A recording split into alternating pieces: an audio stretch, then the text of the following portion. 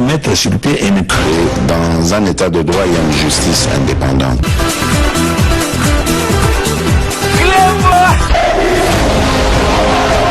Ce n'est pas pour rien qu'il faut des causes.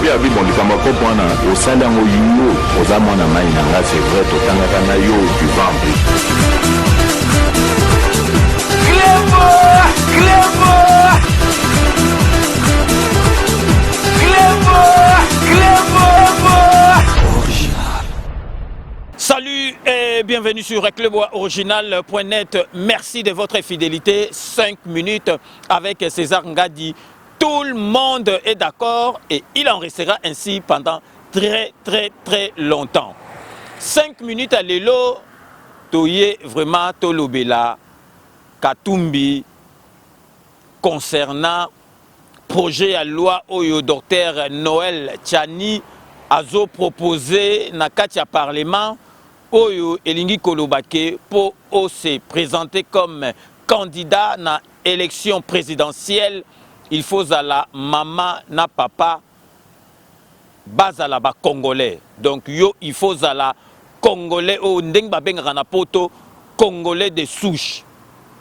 Ngai mo penza na vandi na boulé na lobby, mais pourquoi batu bakoti ki peleke c'est pourquoi batu bazali ko lobela makambo yango, en particulier batu à côté à Moïse Katumbi na ebité nazali ko comprendre eloko morote ngai mo pe na vandi na boulé na lobi, mais pourquoi batu bazali ko s'exciter na likamoko oyo batu bakoyi ko s'exciter te na comprendre te ezali neti awa tozali na kata France biso tozali na kata France naza nationalité française loi siko ya ba français babimisi loi na bango balobi ke mutu oyo akokoma président de la République na France oyo akoyi kopesa candidature akoma président na France, il faut azala papa na mama français. Siko ngai na ekosala nga pasi na nini ekosala nga pasi te na kota na bi bon bango babimisi loi bango ezali normal balingi sikoyo français de souche oyo azali français de souche nde akoma président ya France. Siko nga ekosala nga pasi na nini soki basali boneti nga naza congolais na lobi bon na ozonga na mboka na ngai na postuler na pesa candidature na mboka na ngai d'origine pona koma président de la République. Mais sikoyo loi oyo docteur Noël Tchani lobite ke tozo kote la yazali mwana mboka alingi lisusu te ke koma ba désordre e koma parce que au monde tozali awa lelo ndenge biso tozali na France tozu ba nationalité. Mais yebaka ke soki nazwi mbongo ebele ou bien nazala ba projet moko makasi na kosalela ngo awa na France te na kozongela boule ya mboka na ngai na kosalela ngo pona mboka na biso. Ezaka neti tozali na France opesi neti match à football ezo beta boye oromona ke donc toti par exemple RDC na France yokanisi ba français d'origine congolaise ba rokumisa France oromona ke ba zongeli mboka na bango.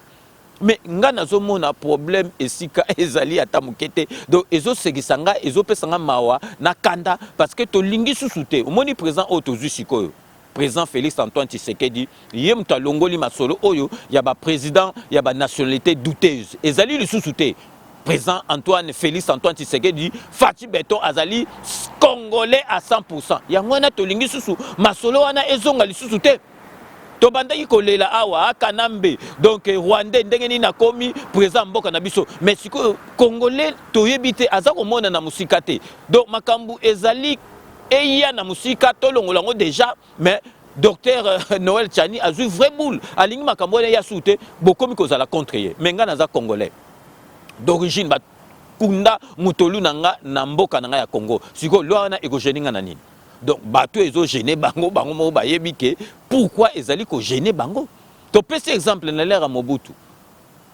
bomonaki seti yale wazali penza bras droit Mobutu azali na makambo est-ce que bomonaki seti yale a investisaki mbongo na ye na kati ya République démocratique du Congo ex Zaïre akenda ko tia mbongo na ye na Portugal akenda ko tia mbongo na ye fortune na ye nyoso tout na Portugal.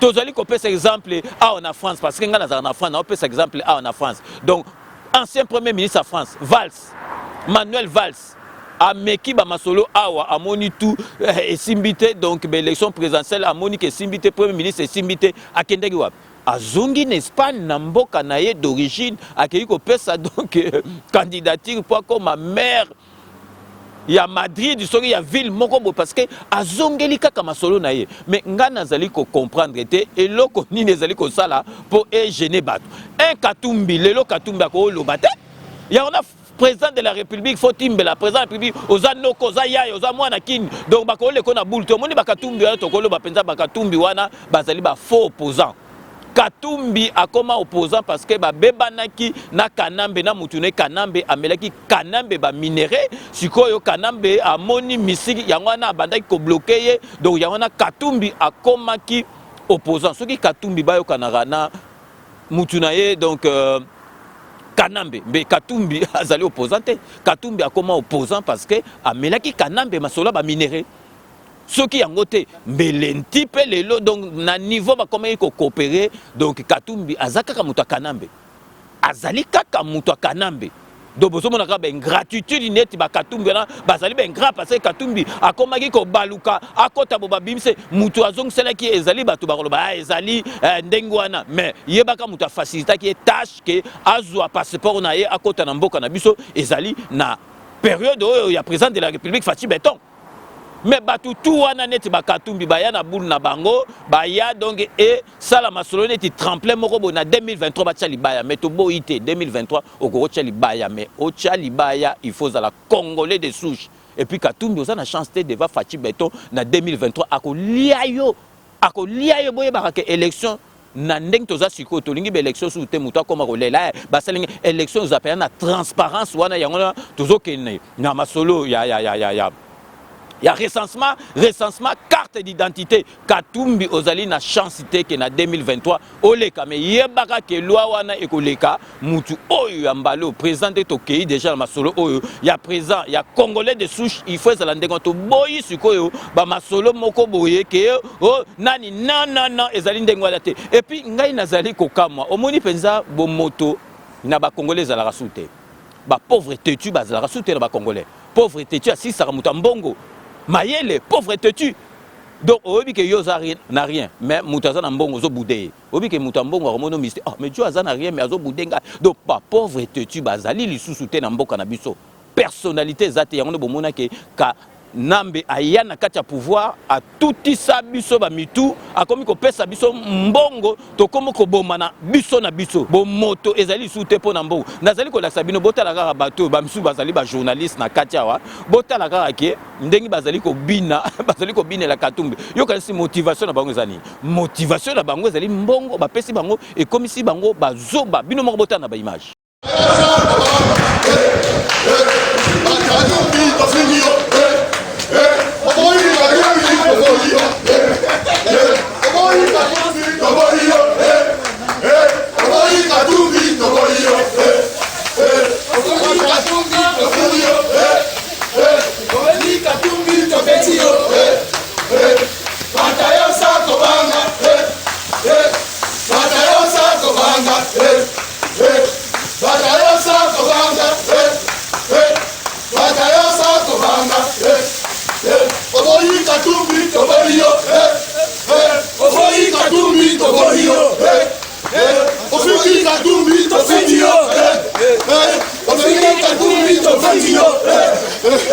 Donc bino mo boy total là est-ce que bateau penza bazali normal bateau omoni donc vraiment mbongo et comme ça bateau zo bati na niveau parce que na zolo baka ke ba pauvreté tu bazali lisouté ba pauvreté tu bazana mboka na biso botala penza donc bango bazo défendre na bango au lieu ba défendre mboka na bango bazo défendre donc mutu moko donc intérêt personnel to boyité bateau lo Katumbi a salaki mingi na katanga Katumbi asali mingi na katanga mais oyo ayiba eleki oyo apesi na bakatange Katumbi donc na katanga kuna mutu akoyi ko sala masolo te commerce nyoso ezala madeso ezala loso ye mutu abanda iko gérer nyoso Katumbi ba minéré mususu ba mine mususu ezalaki pour 20 ans Katumbi asisa ngona ba 1 an donc azo kaba ba minéré ya ono monaka donc ba mindele balingaki parce que akabi ba minéré mboka na biso mususu mona pena mine ezalaki pour 20 ans Katumbi asilisi yango na 2 ans Katumbi asilisi yango na 2 ans yango no bomoni ke batu bakomi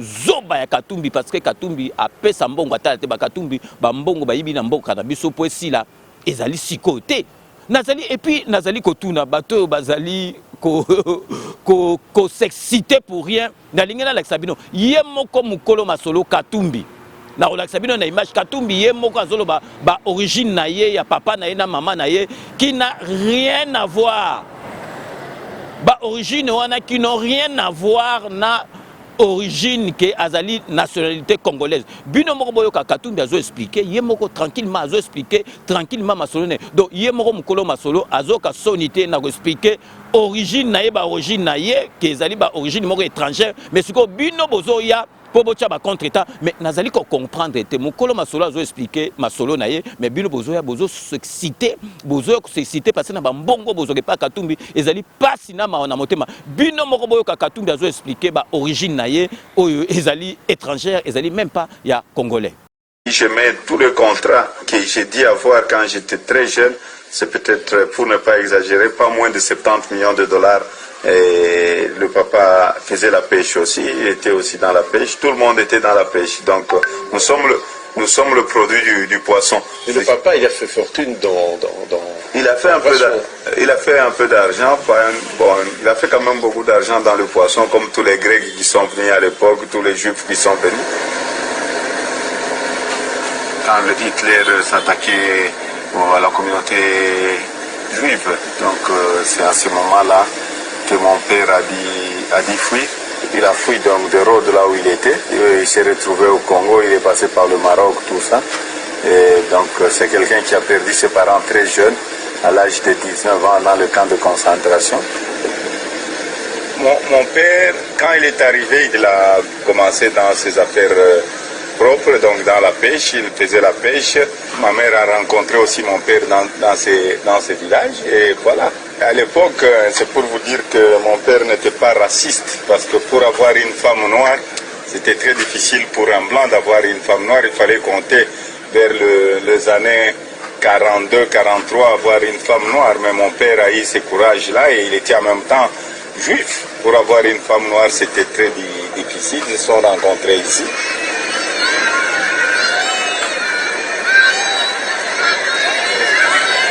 Mon père est décédé, j'avais à peu près 12 ans. Et il est enterré ici? Non, mon père n'est pas enterré ici, il est enterré à Netanya. Netanya, c'est Israël. Je le fais de temps en temps. Il était aussi dans la pêche, tout le monde était dans la pêche. Donc nous sommes le produit du poisson. Et le papa, il a fait fortune dans il a fait un peu d'argent, bon, il a fait quand même beaucoup d'argent dans le poisson, comme tous les Grecs qui sont venus à l'époque, tous les Juifs qui sont venus. Quand le Hitler s'attaquait à la communauté juive, donc c'est à ce moment-là que mon père... Bino moko boyito Olanda, Katumbi a expliqué, azali ko expliquer, donc au moins ba image etikalaka. Boyoki ke, est-ce que Katumbi a lobi ke, donc azali penza congolais de souche. Boyoki ndengi Katumbi a expliqué yango clairement que donc ba origine na ye boyoki bino moko a lobi yango. Mais siko bino bozali ko s'exciter, bozali ko loba n'importe quoi, mukolo makambo a expliqué clairement. Siko problème ezali wapi. Mais nazali ko comprendre te ba congolais na ebité. Ndengi na lobaki ka ke Congolais, bon moto ezali lisusu te. Congolais so lingo zoye kaka opesi mbongo omonale. Alinga bomana ndeko na imoko, alingo bomana ndeko na imoko. Nga na moni donc proposition à luana et sika eko gêner oyo penza azali Congolais de souche na ba député o bazali ba Congolais penza solo. Na moni sika eko gêné batute ezali kaka ke balingi susu makambo ekoma te ke mindondo na ebisi bino biso za en France abimisi loi lobi ke pour comme président de la République il faut la français de souche maman français papa français siko ngai net nazali donc d'origine congolaise eko gêné ngai na nini na kozonga na mboka na Congo so na ngina sala politique na zongi na mboka na Congo. Donc vraiment à tout marqué pose vraiment il y a pas partenaire na biso ndeka boyebi lisolo ezali kaka Kodia Simo ezali agence oyo ezali ko permettre congolais nyo surtout akoma propriétaire ya ndaku neti na poto na Kisasa sikoyo donc propriétaire avec seulement 49 1000 euros au commis propriétaire il y a ndaku il y a 2 chambres donc bandako ezali ndengi na ndengi donc bino moko bokolanda en tout cas Kodia Simo makambo ezo sala nane salamate et puis flat balise santerre na limité et puis CPLA TV décodeur oyo il y a Banamboka et puis Bobo Sanate donc le grand traiteur Romain Ilunga na kati ya Belgique. Donc pour ne citer que ces trois là, ba partenaire na biso misato to pesibino bokolanda misusu na kati ya publicité. 5 minutes avec César Ngadi, on revient tout de suite. Kodia Simo, la meilleure adresse pour construire la vôtre.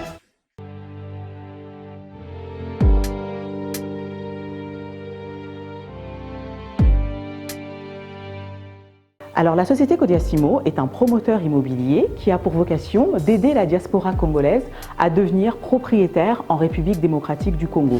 Non seulement la diaspora, mais aussi les fils du pays, les Congolais qui vivent en République démocratique du Congo. Nous sommes là pour les aider à bâtir, à construire leurs projets et à emmener leurs projets à terme.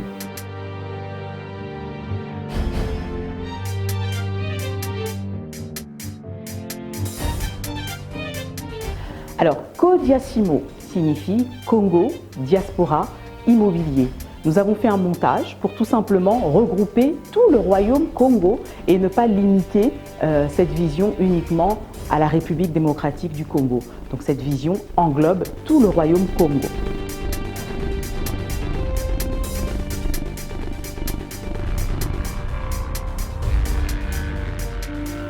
Alors dans ce beau et grand projet, non, nous ne visons pas seulement la diaspora congolaise. Nous incitons la diaspora congolaise à devenir propriétaire parce que c'est l'heure, parce que c'est le moment. Mais nous voulons aussi que les Congolais du pays deviennent propriétaires sur leur propre sol. Et pour cela, nous avons mis en place plusieurs formules qui vont non seulement avantager les Congolais de la diaspora, mais aussi ceux qui vivent en République démocratique du Congo. L'objectif, c'est vraiment d'aider les Congolais à acquérir un bien en RDC.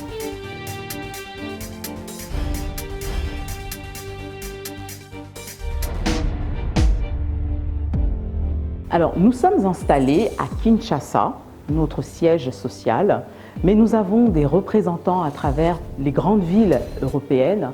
Nous avons une succursale en France, mais aussi en Belgique.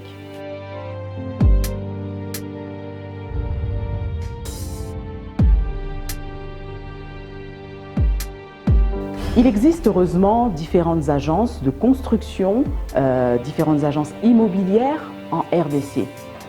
Nous avons, nous, Kodia Simo, choisi de mettre en place cette agence promoteur pour être vraiment un palier, pour aider la diaspora ainsi que les Congolais du pays à devenir propriétaires dans les normes. Quand je dis dans les normes, c'est tout simplement nous avons mis en place des formules, des financements, des montages financiers pour vraiment faire les choses d'une manière comme jamais faite en République démocratique du Congo.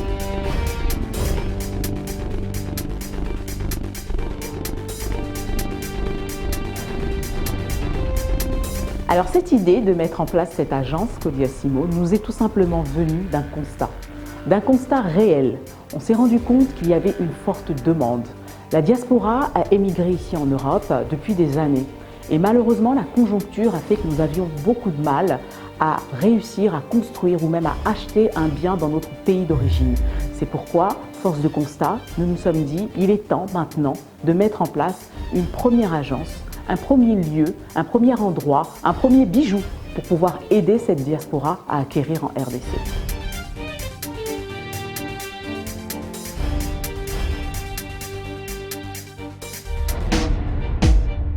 Pourquoi choisir Kodia Simo? Tout simplement parce que c'est la meilleure adresse où construire la vôtre. Vous avez la qualité de l'expertise, vous avez le suivi durant tout votre projet, vous avez la qualité au niveau des fabrications, et vous avez enfin des tarifs compétitifs.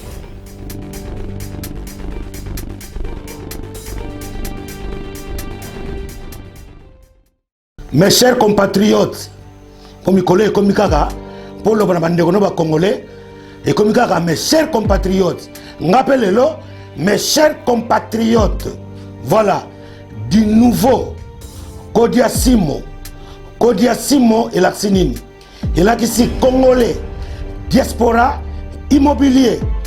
Oh biso, baloka biso, tokoza nanda kute, tokokufa kaka boye. Non, au nom de Jésus, Nzamba Sali, atindeli biso kodiasimo. C'est-à-dire, bazana ba terrain, ezali na Maluku, Ntsele, Mwanda, bazobengango cité Kimia. Pour la cité Kimia, pour ekozala pena ba construction moko neti kaka na poto. Mwana Congo, mwana Bunia, mwana poto, partout ozali, benga na numéro oyo eza na se. Kodiasimo, apesi mutu nyonso chance, avantage, po tozala pena bandaku lokola bango. Oh Seigneur, Nzambe merci. Cité Kimia, tolingi te bandako mususu ezala likolo, mususu ezala na se. Non, toboyi bandako nyonso ekozala identique. Alors, pozwa terrain kuna esengeli nini? Soki obengi na se, okei na bureau na bango. Baza na bureau na Paris, baza na bureau na Belgique, baza na bureau na Londres. Kende kobuka na te. C'est le moment. Oh famille na ngeloba, na kokufa locataire. Non. Kodiasimo ye, pona kokata ba lien. Mutu nyonso, il faut zala mukolo ndako. Alors, bakozola yo, ba crédit à partir ya Kinshasa. Ba banque eza na Kinshasa, ba banque eza ebele. Soki ba sisi kotongela yo ndako. Nde obandi kofuta ba crédit bandeko. Bolingi Nzamba kita to nini. Tala ba chance aboyi. Tant bazo peso fongola. Okoti na ndako, nde obandi kozongisa ba crédit na yo. Bandako ebani na 49 000 euros ezokende. Ça dépend ba moyen. Soki poza na mbongo na yo, du coup, olingi crédité, opesi, ozwi ndako. Cité Kimia, bandako neti kaka na poto. Ba lavabo, ba baignoire, ba balcon, ba chambre. Neka tomona na poto, ndenge za na Cité Kimia. Na batu baza na Bunia, batu baza na Beni, batu baza na Mwanda, Boma, Kazangulu, Kisangani, Lubumbashi, Kasai occidental, Kasai oriental, Goma, partout. Bobengi na numéro oyo, bokozwa ndako. Biso nyonso tokomi ba propriétaire. To wumeli na ki locataire. Nzamba yokaka. Notre Dieu, c'est un Dieu de vivant. Lelo Nzamba yoki. Ndako okozwa epozo futango muke. Benga na numéro oyo. Oyo chance te bandeko. Kodiasimo, la meilleure agence pour construire nos maisons. L'autre comme bailleur, l'autre comme propriétaire. To lingi sur locataire na Congo te. T'as la facilité. Mutu nyonso, oza na poto, on a interdit bancaire. Benga bango, bakozwa solution. Et puis l'autre malunga. Kobano futa ndako wana tango ba pesi yo fongola, yo bandi ko futa crédit. Bandeko, baedaka Congolais ndenge nini? Baedaka Congolais ndenge nini? Kodiasimo, Nzambe apambola yo. Pas de locataire. Biso nyonso ba bailleur. Cité Kimia, kitoko. Yo moto zana mbongo ebele, yo pe moto zanga, yo moto zana papier, moto za sans papier.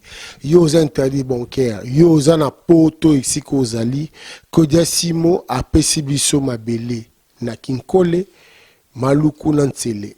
Kinkole Maluku na Ntsele, minimum 50 000 euros, 2 chambres salon, salle de bain na ba jardin. Olingo sombandako.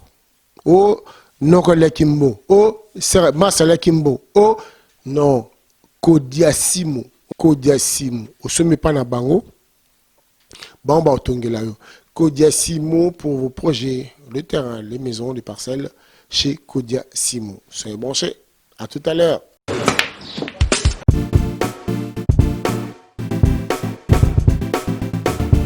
Noël nakomi. Oh, vous commis déjà? Nakomi déjà. Vous en avez vos frères? Ah ouais, c'est bon. Ah, n'a pas soyé. Boyana Bali Center, 7e rue. Ah bon? Monsieur. Bon frère, so comme on a limité, hein, autour de l'avenue. Avenue Tropique. Voilà, avenue Tropique. Tout ça, on a tous les billard quoi. Limité 7e rue résidentielle. Hein? Ok. Ok, bof. Tout le monde a bof.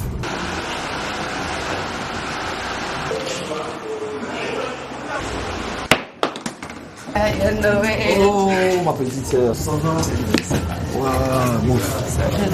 Ouais, ça fait longtemps. Tu es pendant ma mariage, ma mariage. Tout justement, salle de fête Pésalia, il y a bien kitoko. Ok. Hein?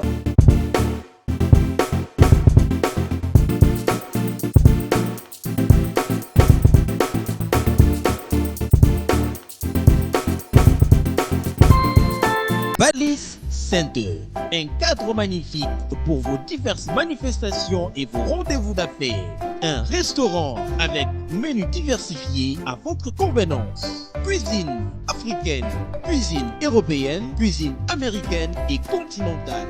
Un salle de banquet de luxe avec plus de 400 places assises pour un mariage de rêve. Collation, anniversaire, conférences, réunions de services et diverses manifestations. Balise Center. Nous disposons de studios médium standard et des luttes à votre portée.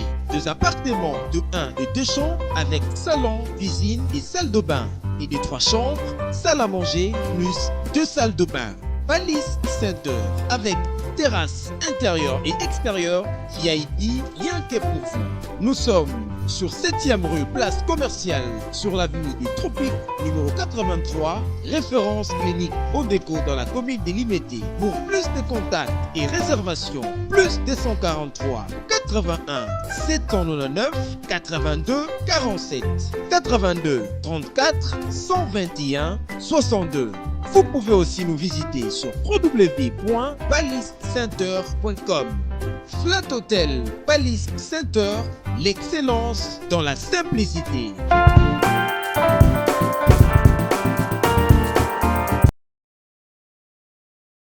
Sepela TV eye na makambo ya sika lisusu. O ba chaîne ya France eza na kati. Ba chaîne ya Congo eza na kati. Ba chaîne ya Londres eza na kati. O ngomona makambo ya politique ya sika.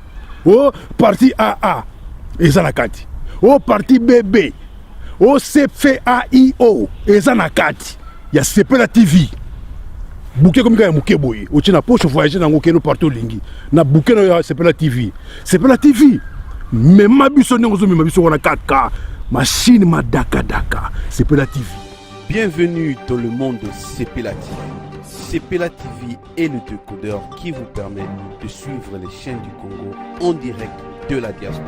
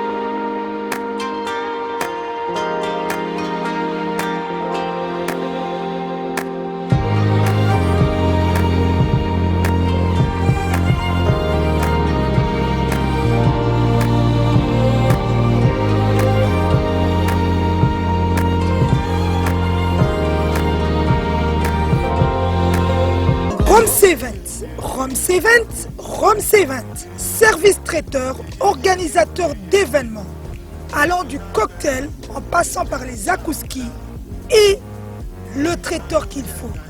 Vous avez toutes les spécialités, africaines, européennes, asiatiques, du monde entier. Quel goût, quelle perfection, quelle propreté. La dégustation est au rendez-vous grâce à Rome C20. Vous savez les contacter au 0032 465 22 11 72. Rome C20, le meilleur dans son domaine.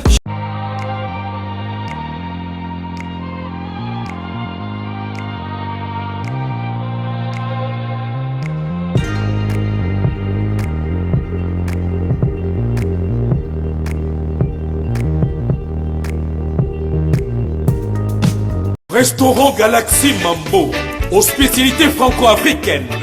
Menu spécial Mambo, situé au numéro 137, rue André Carman, 93 300 Aubervilliers. Contact et réservation au 07 53 28 89 07. Galaxy Mambo.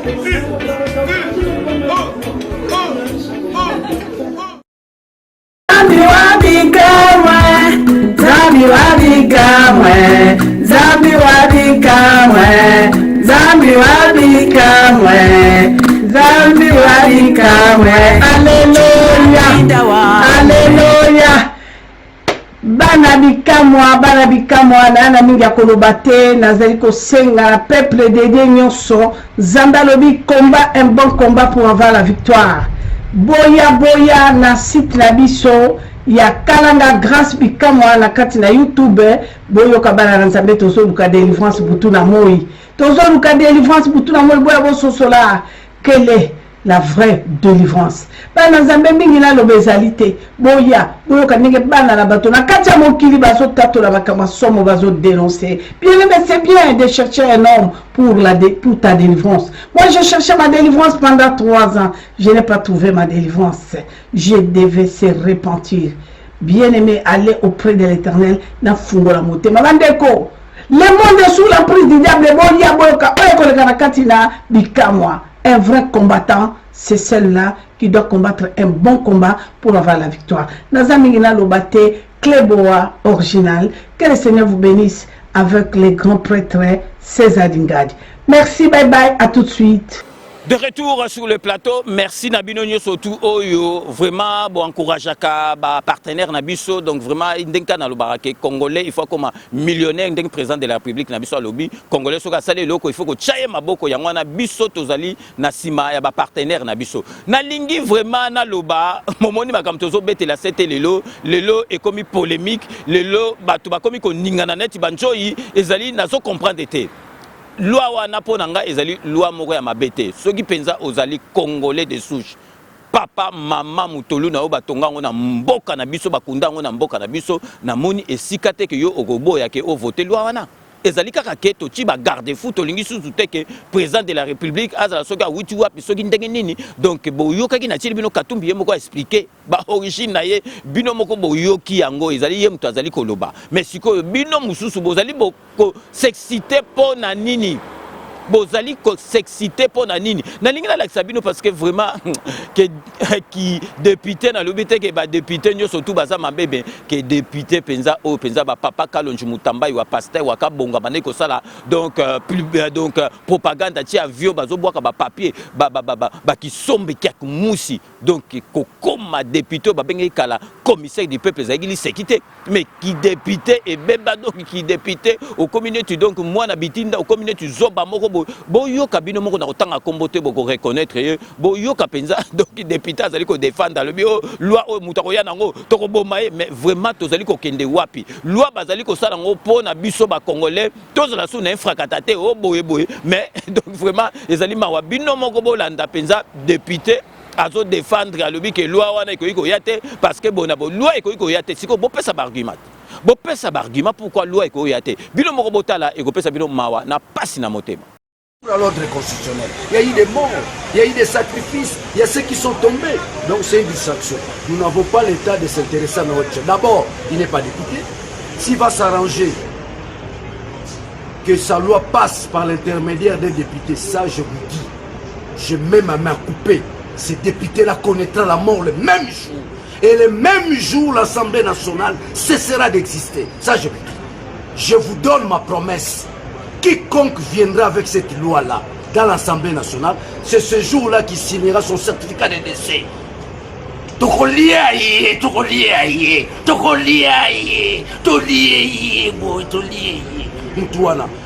avons raté en 2018. C'était pas une faiblesse. Donc, binomoro boitolanda, ezali pas sinama wana motema qui député. Quiconque viendra avec cette loi-là dans l'Assemblée nationale, c'est ce jour-là qui signera son certificat de décès.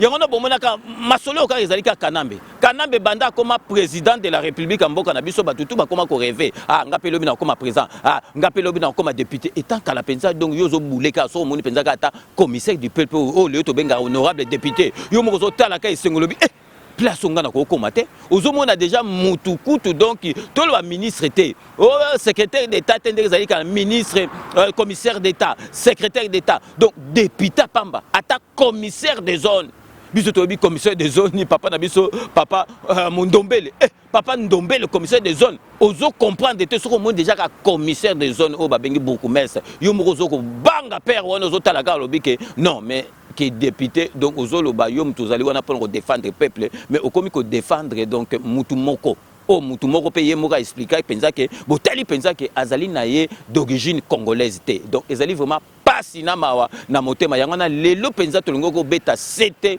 na makambo oyo ya loi oyo proposition ya loi oyo docteur Noël Tchani azolingo sala na makambo oyo ya nationalité congolaise alingi que président de la République oyo ya mbala sima oyo ko ya ifazala Congolais de souche, papa, maman, ozala. Donc, paranomi balé bazala, Congolais menga na zomo na problème ezate. Je voudrais donc attirer l'attention du gouvernement pour qu'il y ait des grands investissements dans le domaine du sport, qu'on développe des centres sportifs, parce que si on arrive à développer des centres sportifs, non pas simplement à Kinshasa, mais dans toutes les provinces de la RDC, je pense qu'on va contribuer efficacement à lutter contre ces antivaleurs, à bien encadrer la jeunesse, mais également le développement du sport, créer des emplois pour la population. Donc, en développant le sport, on développe aussi donc le pays. On lance donc un appel solennel au chef de l'État, mais également au chef du gouvernement et à tous les membres donc, de l'administration publique congolaise pour que nous puissions investir dans ce domaine important de la vie de la nation. Démarré dans la commune de Lemba, cette matinée de sensibilisation qui s'est déroulée en Ngaliema va se poursuivre dans d'autres municipalités de la ville-province Kinshasa. N'a pas cet exemple n'était en France. Ngaï balobi que donc français awa de souche comme français car de souche muta comme président de la République. Soko zali lem sous papa étranger maman français ko komate et ko swanga na nini et ko swanga na nini loi wana me batu neti biso batu kuna na mboka ba pesi bango ba mbongo ba koma donc na ba journaliste na la sabino ba photo quelques unes de photos ya ba journaliste ba kei ata ba lobby ke o ba kene ko sala musana bango non ba trier bango bayebani bango na bango bozomona bango na ba photo bayebani bango na bango oyo bakei kuna parce que bazali batu ya Katumbi na kanisi bazwa n'importe quel journaliste était ezali pasi na mawa na motema ngai 5 minutes avec César Ngadi tout le monde est d'accord tozali pour proposition ya loi wana soki vraiment to sengi na ba député oyo bazali vraiment kunda mutolu na bango na mboka na biso bazali ba congolais de souche donc soko zali penza député ozali congolais il faut vraiment voter loi wana donc lelo il fallait to betaka c'est wana to pesi bino exemple tout donc Katumbi aza faux opposant soka melaki Kanambe te makamba ba minéré mbele azali opposant te mbele atikala kaka na Kanambe na masolo na ye et puis 2023 tozo bangate parce que Félix Antoine Tshisekedi muto ko liaye na élection 2023 azate Félix Antoine Tshisekedi a reçu la demanda à Kosala 2 mandats. Et puis, ceux qui ont sali 2 mandats, 3e mandat, donc Félix Antoine Tshisekedi a préparé Moutoua IDPS à Ozouabazale Belé, Nakotanga donc Kaboun, maître nageur, à Simba Mamasolo, à Simba Mamasolo, parce que ça déjà dans le Sénat. Donc, Congolais Tolinga Mboka Nabiso, Congolais Tolinga Mboka Nabiso, donc proposition à loi Wanabiso Tozali d'accord Nango, parce que président Tolingi Souté, président Ezala Soussou, ba nationalité douteuse Ezala Soussou, rien à voir, président Ouarobima, à Fazala. Congolais de souche, papa, maman, azali Congolais. Donc vraiment, il y a le lot qui vraiment kobeta c'était. To komi nasuka ya émission nabiso ndeka na Sarabino. Je vous laisse le soin d'en tirer vos conclusions et de me faire parvenir vos commentaires comme d'ailleurs vous en avez l'habitude de faire. Soka na komi nasuka ya émission base vraiment na kotika ka yango te vraiment base mutu sala ka 5 minutes ezala na robanda lelo ko pesa mbote na petit nanga papi boka en tout cas petit nanga acte sala ki jour wana. En tout cas, na moni penza ke ochaka vie na yo na katia motema. Papi Boka, merci na nyo soto sala rapport na 5 minutes avec César Ngadi na robo santé madame parce que Papi Boka zaki diba. madame Moutamona Ingai, boke bobaluki vraiment acte wana papi boka, vraiment merci nanyo surtout au sala rapport na 5 minutes avec ces anga de l'excès penza qui donc ngai penza ya na yo penza ya solo okotika veno ya montikilte. Donc tokei siko na kati London City pour na repesa l'honorable Jean Moutala, merci nanyo surtout au sala rapport na 5 minutes avec ces anga di tokei siko na kati Espagne pour na repesa Beloti Mavungu, vrai chéri Beloti Mavungu, vrai chéri na kati Espagne donc tokobo sanate na kati États-Unis d'Amérique pour na repesa Mamizoa, merci nanyo surtout au sala rapport na 5 minutes avec ces anga totikali toujours na kati États-Unis d'Amérique pour na repesa donc petit nanga Alain Yeye tinanga ya parler Alain Yeye, merci nanyo surtout au sala rapport na 5 minutes avec César Ngadito keisiko na kati ya kisasa po na kopesa mbote na Willy Panzu, merci nanyo surtout au sala rapport na 5 minutes avec César Ngadito kopesa donc administrateur ya kati ya groupe les amis de César Ngadi Chai Mukenge Chai Wabalengela Chikito Mushashino. Sans oublier Babi Kisinga, donc vraiment tu évites de te remercier parce que la publication na eux est kakamutu indifférente. Babi Kisinga, merci nanyo surtout au sale rapport na 5 minutes avec César Ngadi, petit sœur propre Nakatia Tunisie, donc Linda Pemba, merci nanyo surtout au sale rapport na 5 minutes avec César Ngadi. Toya on a katia Saint-Denis pour nous repérer Fali Lukisa, merci na fidélité non à 5 minutes avec César Ngadi Torotika la toujours na katia Saint-Denis pour nous repérer donc Blaise Zebele na moi si na yema Laura, merci na nyo surtout au sale rapport na 5 minutes avec César Ngadi Togosuki na katia Londres pour nous repérer José Kano qui kakamene maître Wera Mukuna maître Rajamoule donc vraiment tokomi nasuka ya émission na biso ndeng na Sarabino ka que je vous laisse le soin d'en tirer vos conclusions et de me faire parvenir vos commentaires comme vous en avez d'ailleurs l'habitude de faire. Donc nous sommes arrivés à la fin de cette émission. Merci de l'avoir suivi. Nous allons nous retrouver avec grand plaisir dans 24 heures pour un nouveau numéro. Cette émission a été réalisée par Yalolo Chouami et derrière la caméra Willy Kunda. Restez connectés sur Cléboa Original, vous n'avez pas tort. D'ici là, portez-vous bien et à très bientôt. N'oubliez pas, tout le monde est d'accord et il en restera ainsi pendant très très longtemps. Bobo Sanate, Kanambe, Arozwa, Masolo, Nambuchu, Penadikos.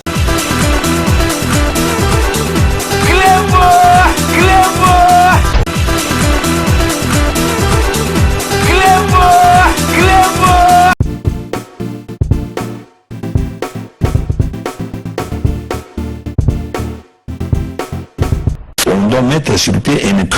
Dans un état de droit, il y a une justice indépendante.